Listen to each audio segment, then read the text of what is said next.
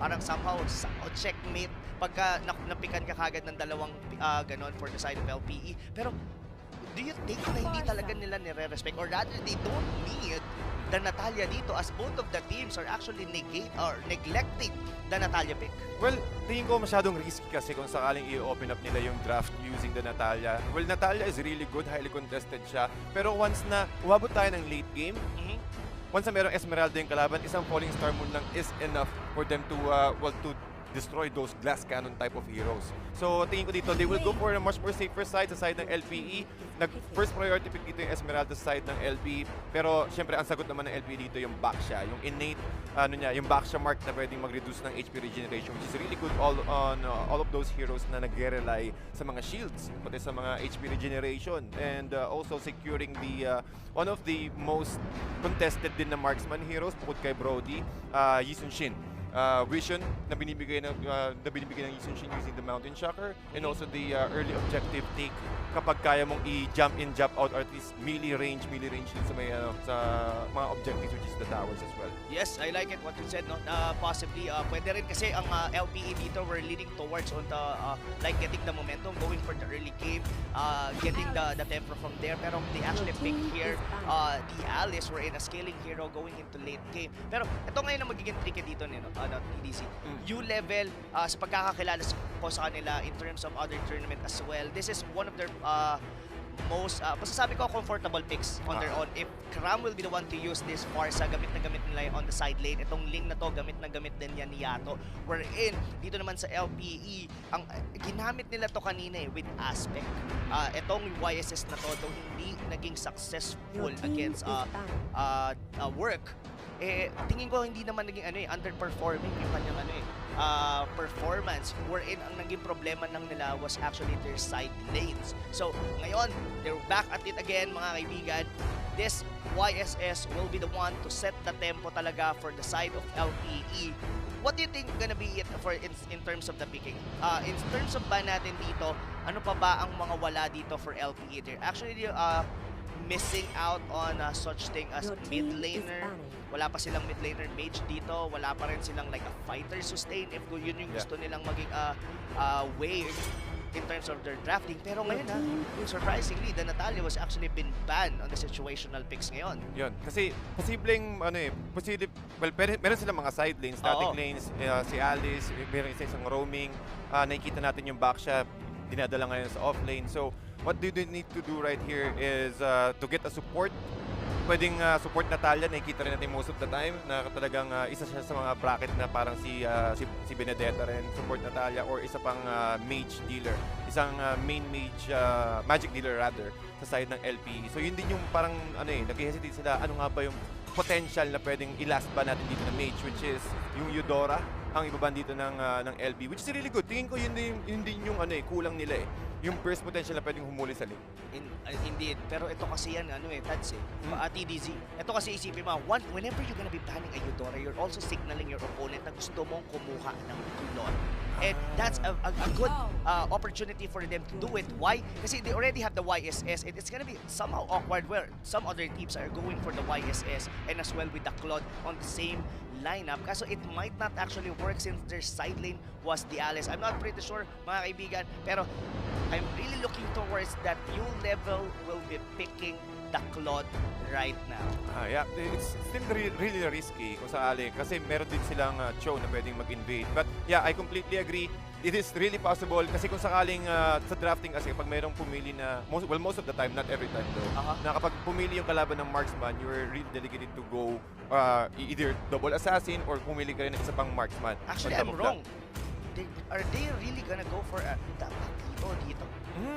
Or a Khalid? Yeah, I think mas okay itong Khalid. Tingin ko mas okay itong Khalid. Meron silang AOE, panghuli, pati pwede pang follow-up after the fatal links ng Atlas. So, sustainable HP kapag pumasok sa hali yung andito, yung Quick Sun Guard.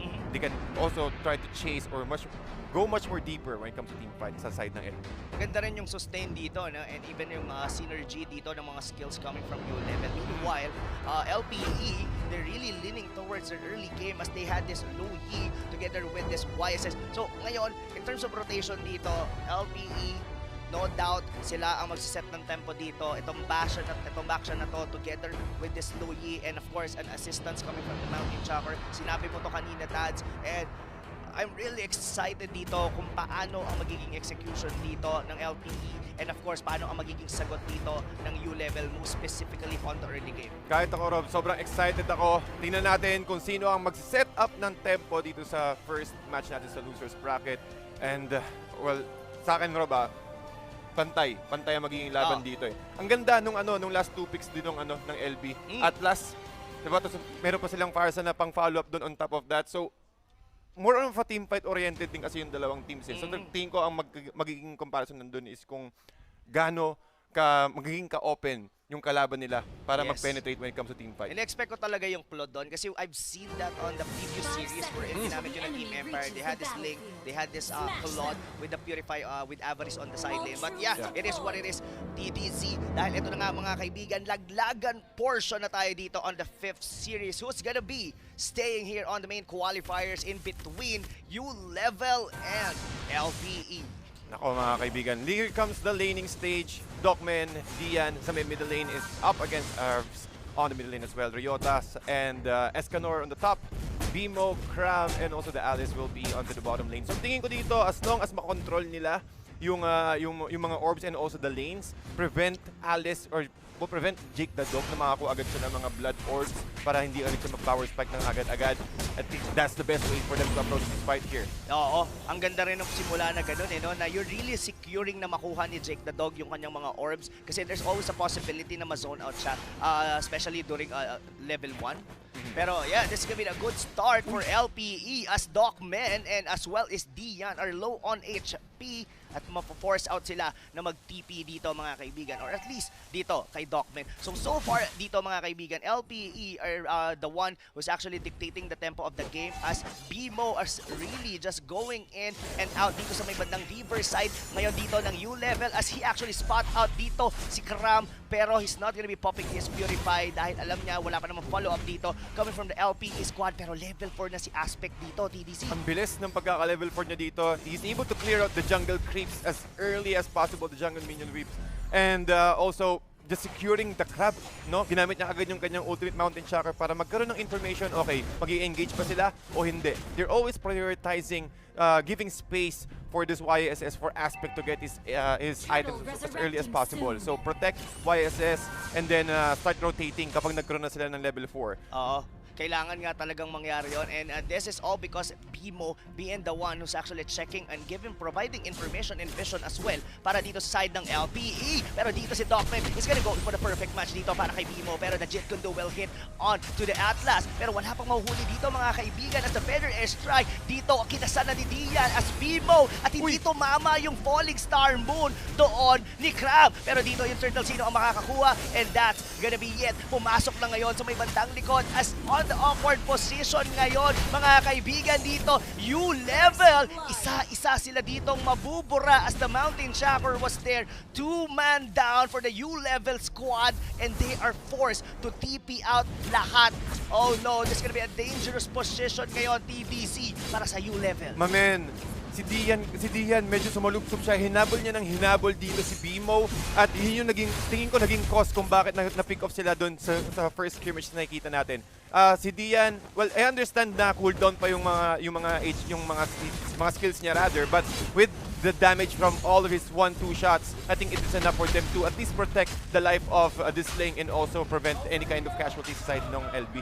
Yes, agree ako sa'yo dun eh. Na-bait out kasi dito ni Bimo yung Falling Star Moon ni Crab were in. Kung napatay siguro nila si Bimo, that's a good thing, definitely. Kaso hindi nangyari yun. Nagmintis doon yung Falling Star Moon and given nakatakas pa doon si Bimo and let alone napunta sila sa position na naipit na sila doon sa papunta sa may outer turret, sa may top lane at na-secure pa ng LPE yung turtle ng laro. This is somehow a good lead for the side of LPE pero dito looking at the Ram is actually going for the invade dito mga kaibigan pero look at the damage from the duality. Bali wala ang tangke dito ni Docman as the perfect match. Ngayon hindi niya magamit yung kanyang fatal links dahil binutas at pinatay na lang siya doon ni Jake the Dog pero going back into the bottom lane pero dito sa gitna 3 members here for the side of LPE are gonna be using the diversion para dito kay Crab is actually going on. 4 members na ngayon ang natitira or pumapasok dito sa loob ng torre. Ngayon dito ni Crab, Falling Star Moon, patakas pero hindi enough yun para makauwi dahil siya ngayon ang mamamatay dito. TDZ,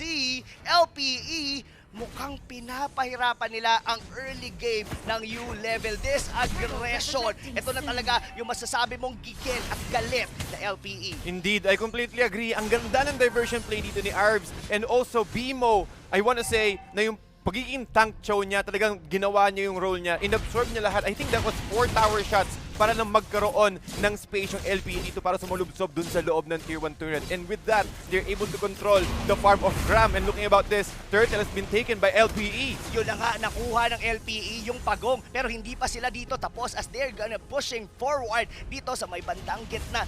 Nako, TDZ, hirap na sila dito. Well, they have this Dian here. Pero look at the flicker na magagaling doon at may sipa pa. Pero buti na lang, nagkamali ng konti doon si Bimo. But the turret here onto the mid lane. A good positioning here for the fair airstrike from Dian. Pero hindi pa rin nila na-save doon yung torre. Ang pinakamasakit pa doon, may kuha pang pagong doon ang LPE at makakasama pa dito si Yato.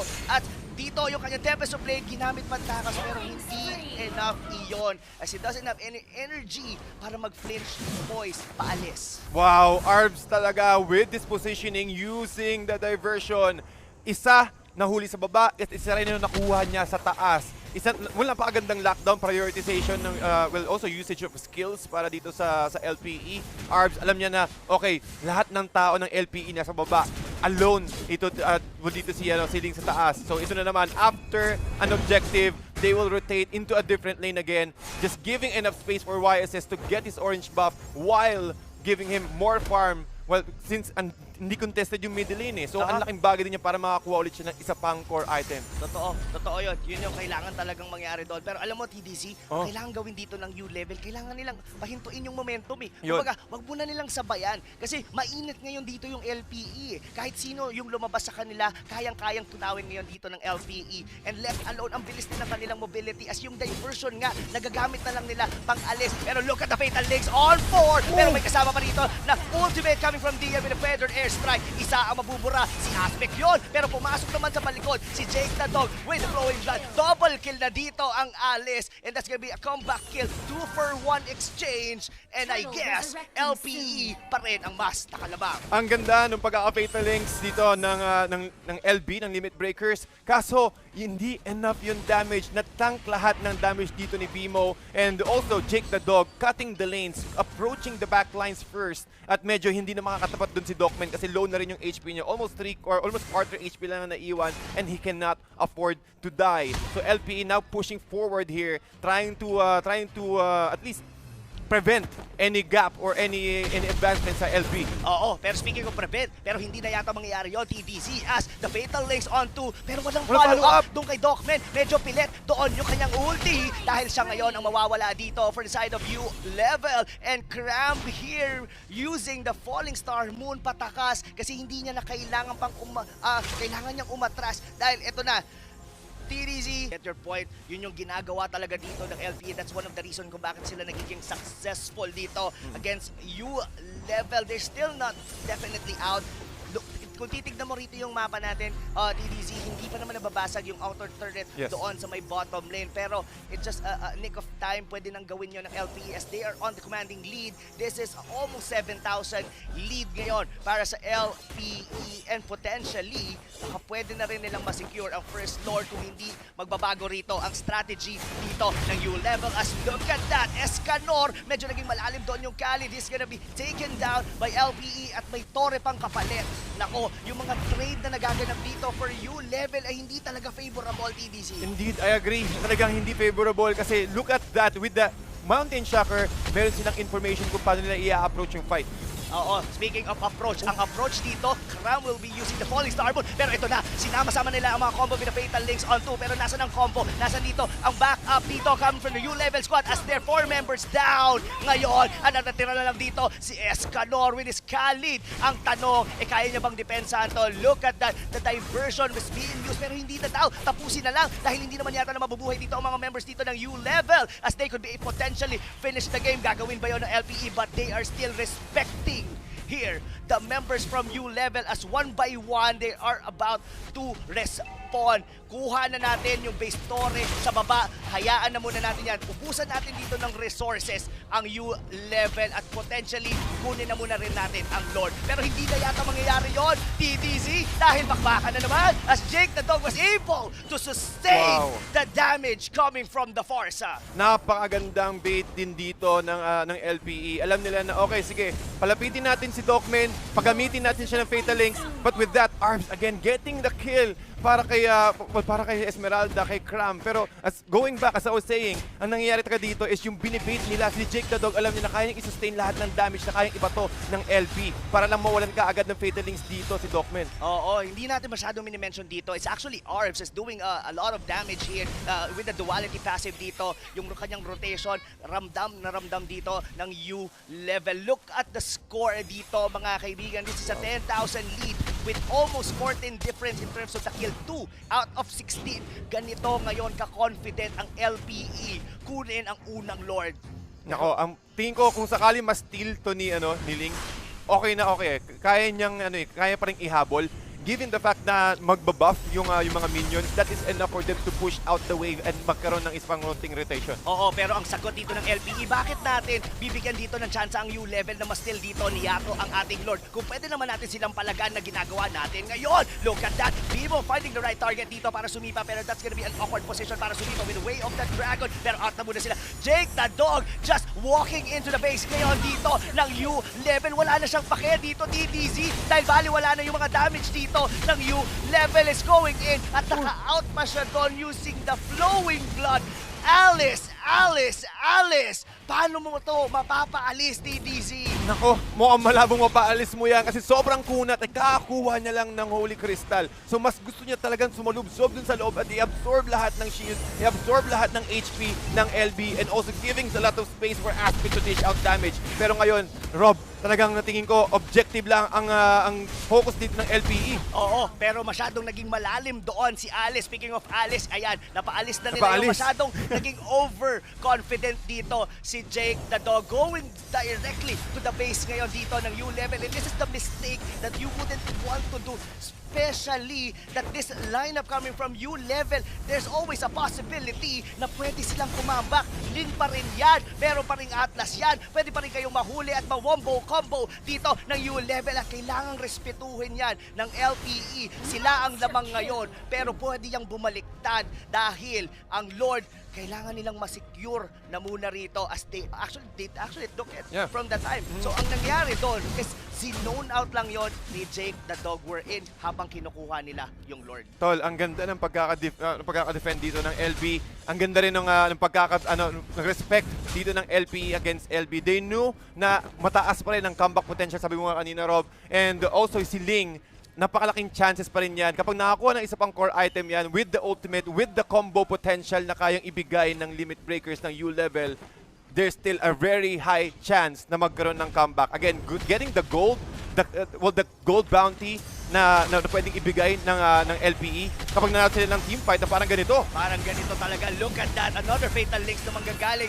dito kay Docman. But Ryota will be down. Pero look at that EDC. They're just under the base turret here. Under the mid lane. Pero that's gonna be the death of Dian. Pero Aspect naman ang magiging kapalit as Yato was able to secure a kill dito sa ating YSS. And now, suddenly, U-level is getting the groove dito sa ating game as 13 minutes in, they had a shutdown. Sabi nga natin, this is still a Ling already securing his item. May DHS na siya, may endless battle pa. Pero ito kasi yan, TDZ. Ang YSS kasi somehow medyo nagpo-fall off yan talaga going into the late game against a Ling. Pero look at this, the Templars of Blade was forcefully used kasi sinubukan niyang mag-steal ng purple buff pero he's not gonna be successful. Kailangan niya talaga yung purple buff doon. Lalo kapag parating na ng 15-minute mark, pero si Bimo dito mukhang hinahabol. Jeet Kundo, knock up, nag-ultimate then forcing a flicker out para kay Bimo. Pero ngayon,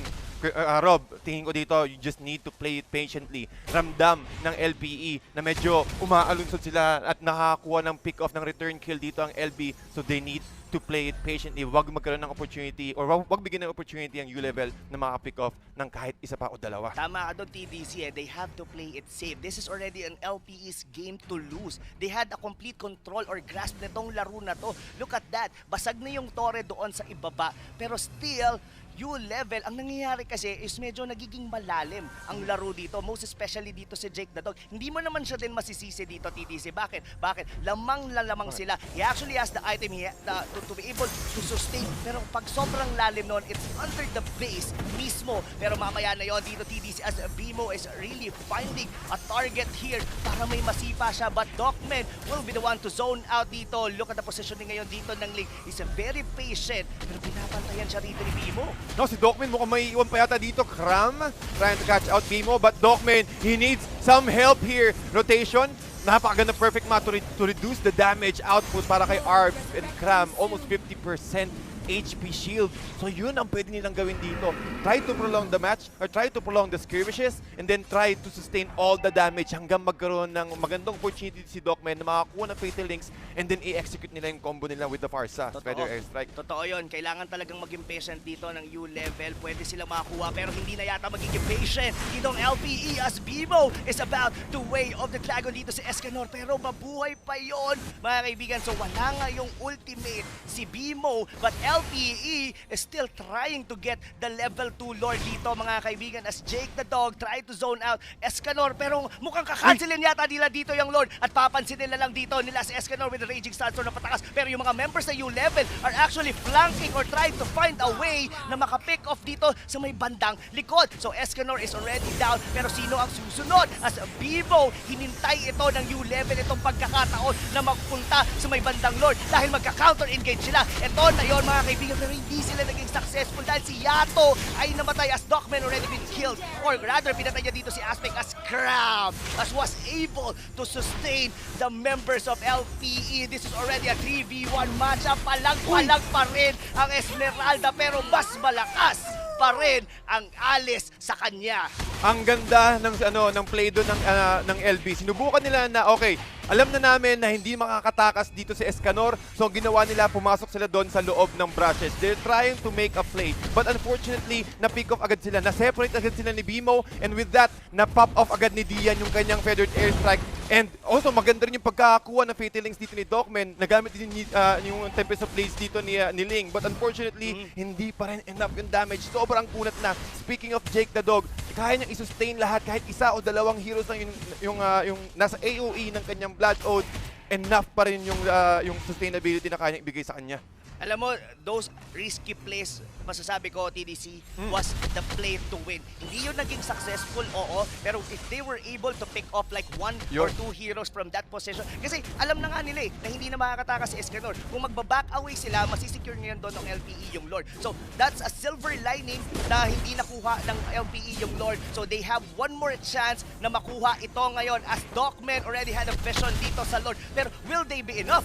Abot ba sila dito para makakuha ng steal dito sa Lord? Ang tanong, ito na, papasok na dito si Gravity Falling Star Moon pero hindi niya tinamaan si Aspect sa likod. Pero yung Lord, kanino mapupunta? Yun ang tanong. Nakuha yun ni Escanor mga kaibigan but the Mountain Shocker is dealing too much damage para dito sa mga member ng U-level. Pero isa pa lang naman or rather dalawahin mo na ang nakukuha or napapatay dito ng LPE as Jake the Dog trying to chase away dito yung mga members ng U-level as Yato is just jumping around dito pero mukhang mabipick off din ang Ling. 4-man down. Mukhang hindi na yata mag-make sense dito kahit meron pang Lord ang U-level kung hindi naman kayang depensahan to ni Escanor. Escanor, ang lone survivor dito sa side ng LB. Nilabas, ginamit ang Jeet Kundo. Pero ang canon dito ang LPE but Escanor trying to sustain his life.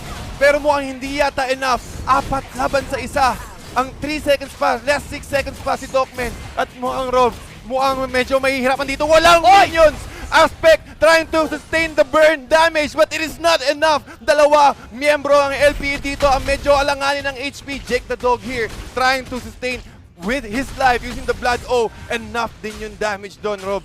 walang minion, TDC. Ilang beses na natin nakita yon. Oo. Pero yun na nga, buhay pa rin ang U-level, mga kaibigan. It was all Escanor living the moment of his life with the Khalid. Nako, eto lang, TDZ. Masasabi ko lang, kahit ganito ngayon kalamang ng LPE, tingin ko we're back to square one. We're back talaga, tol. Ang pwedeng gawin lang dito talaga ng LPE for them is to catch off Dogmen. Hintayin nila na gamitin lahat ng ultimates ng limit breaker ng U-level, tsaka sila pumasok. Pero with the initiation from Dogmen, he need to do it right. He need to catch the right target as well. Aspect na nakaka-free hit. Ngayon nagamit na yung Mountain Shocker. LPE needs to play defensively. Medyo mahirap sumulubsob kasi yung sustainability ni Escanor, yung kanyang ultimate plus the Falling Star Moon is enough for them to burn BMO or at least Aspect out of the game. Especially Arbs. Si Arbs, yung positioning, napakalaking bagay sa LPE.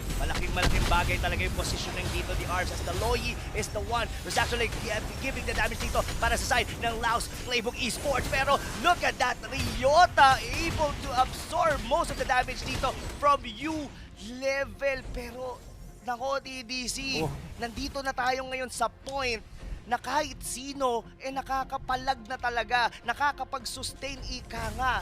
And now, LPE, or rather U-level, they're trying to find a way para mabaliktad to. Nakakuha ng purple buff dito si Ling. Talagang this is the opportunity that they are waiting for. Kasi unting buff lang, yung buff sa ganitong klaseng oras is napakalaking bagay para sa LP. Kailangan nila ng additional skills para makapag-burst out.